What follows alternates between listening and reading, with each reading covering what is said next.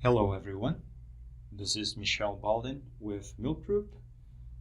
We just released a new set of enhancements for our feed management app, and I'm here to go over some of those new features and help us make sure that our mobile apps are up to date. This is the one-page printout that always comes with our release notes. The version for our Android app is currently 2.42.19 and the latest version for our iOS app is 1.31.100. The app version can always be found by clicking the three bars in the upper left corner on our mobile apps, and then here at the bottom we have listed the current version number. Please make sure the mobile apps are updated to the latest versions. It helps with performance of the app and all the cool new features that we bring out.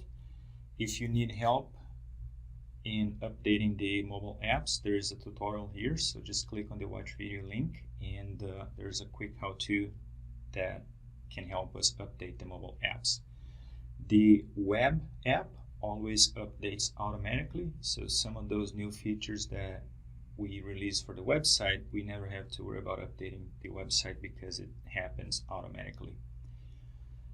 Coming down to where the new features are listed, here are some of the newest and coolest things we've released recently. Starting with inventory, we've made some changes to our inventory screen, and you can see here we now have vendors and contracts, and those are going to be used for management of those two entities.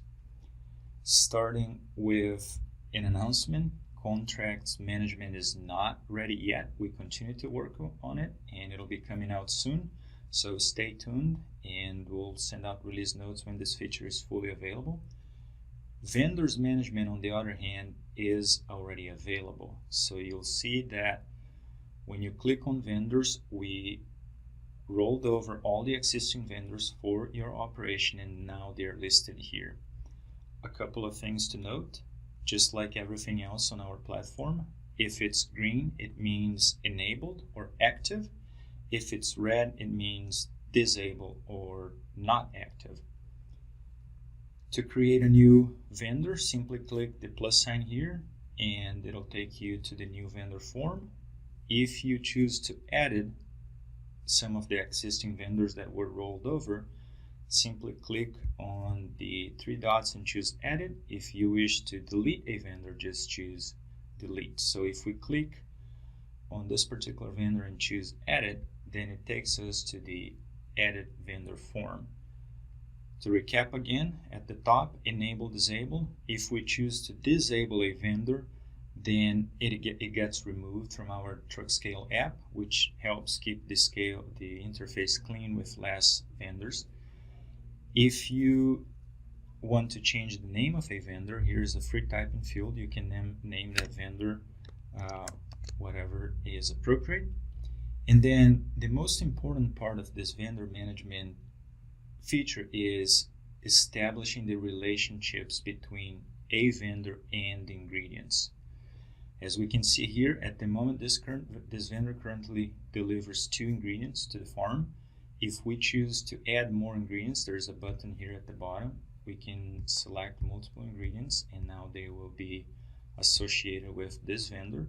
And this is important because when we're making inventory entries, we're only displaying the vendors that are associated with that particular ingredient. So here, for example, alfalfa, if we were to make a new entry for alfalfa, we only see the vendors that are associated with that ingredient.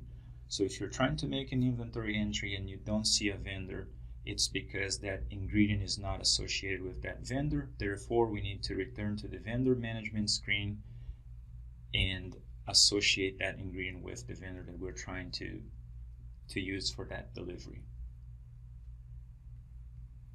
The last thing we want to talk about is a cool feature also related to our truck scale app. As you can see here, this particular farm is using our truck scale app and therefore they have ready to approve entries in inventory. But in order to help minimize the number of ingredients available to the truck drivers, we created a feature that allows our users to select which ingredients are going to be displayed on the truck scale app, and that's pretty simple to do. You can see here the ones with green dot are being displayed on the truck scale app versus the ones without the green dot are not. And to enable an ingredient on the truck scale app, simply click on it, and here under three dots in the upper right corner we have that option, enable or disable, on the truck scale app. And there you have it. This is it for this round of enhancements. We hope you find this helpful. If you have any questions, comments, or need personalized assistance, please don't hesitate to contact us. This is our direct number for support, or you can always send us an email at support@milkgroup.com. Thank you very much, and we'll see you soon.